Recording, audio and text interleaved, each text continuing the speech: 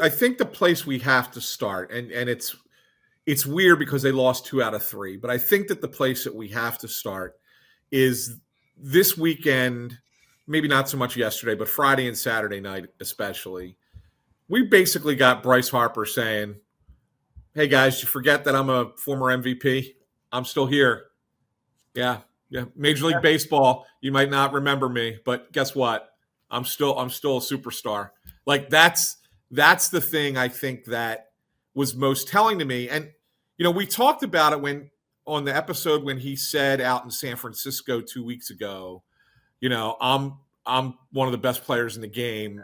And he gave a caveat, like he's like, I don't like saying that, right? And he said it out in San Francisco. He said, but I know when I'm feeling good, and I know I'm good, and I know when I'm feeling healthy, how I can be. And right now I feel like that. So like that was what he was saying back then. And I thought, okay, well, he said it one time. That's fair. He said it 2 more times this weekend. Yeah. And that was a thing to me where it was almost like, this is personal for him now in a lot of ways. And I think he's saying it for himself because it's like, yeah, I am that guy. He's saying it for the league, like pay attention, like the Phillies are still going to be legit because I'm here. But I think it was also a message to the team, like, let's not waste away one of the best players in the game. Let's fix this because we're not where we need to be. I think that in totality was the biggest takeaway for me from this weekend. So you think it's 2 different things because we know that everything he does is very tactical and strategic, right? Measured. Yes. He always thinks about what he's saying and the ramifications of what he says. So you think it's twofold. Number one, like, hey, don't forget about me, but also now I'm doing this. You better not sit on your hands at the deadline and let this go again.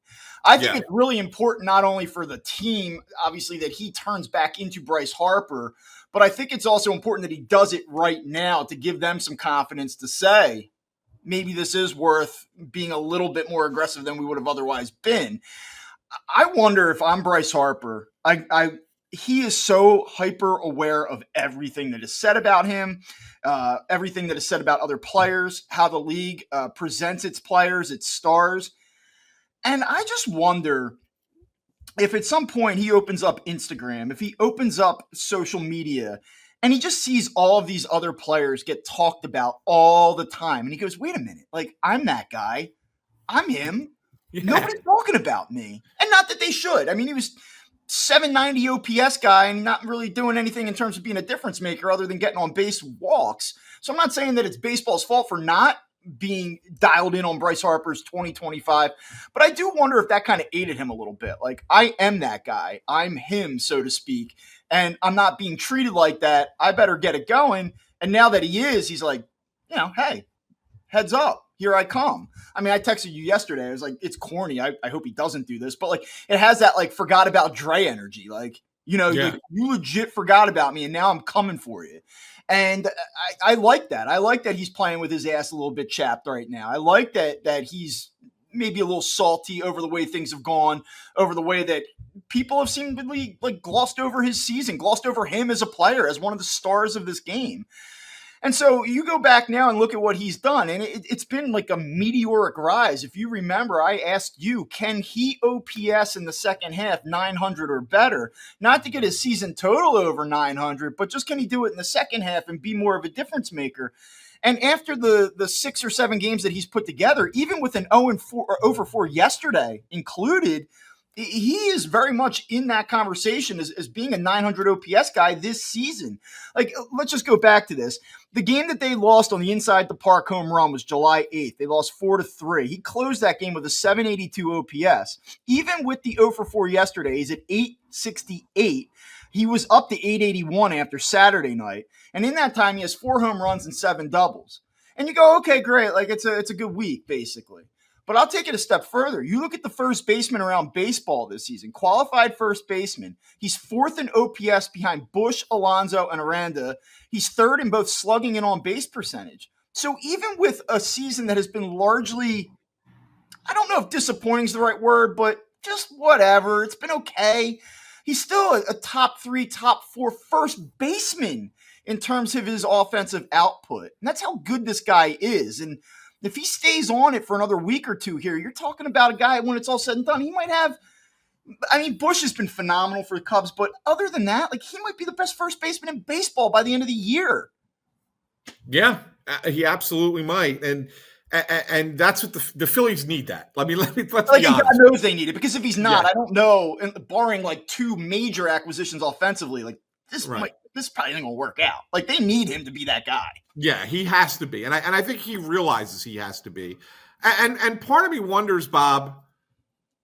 You know, when you, and I don't know this, like I'm just, this is pure speculation, but I've been wondering, could he have continued to play through what was bothering his wrist and continued to give us what he was giving us in May and early June before he left the lineup, and dealt with that like the rest of the year and been just an okay guy, but not the all-star caliber superstar that he is? And or did they look at it and go, yeah, you could play through that, but we tell you, if you could take a few weeks off, you'll be great again.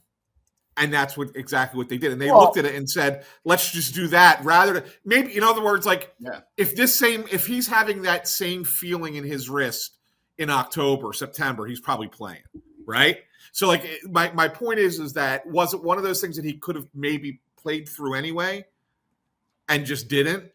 And just to get back to, I think you make that trade-off any day of the week. Like, you punt on a month to get this version of Bryce Harper, if he's going to be this version. It also could be, and look, I don't want to get carried away. Is it possible 2 weeks from now we say, hey, remember that little run around the All-Star break? That was fun, but where did that guy go? You get the feeling like this is, maybe he's not going to be this hot, but you kind of feel like, I don't know about you, I am infinitely more confident that you're going to get the difference maker version of Bryce Harper here on out. And you do that deal. And if you want to go glass half full after a weekend where things weren't very, very good all around, it was pretty, I heard the word uninspired quite a bit, both online, on the radio. And I think that's a fair word to describe what we watched.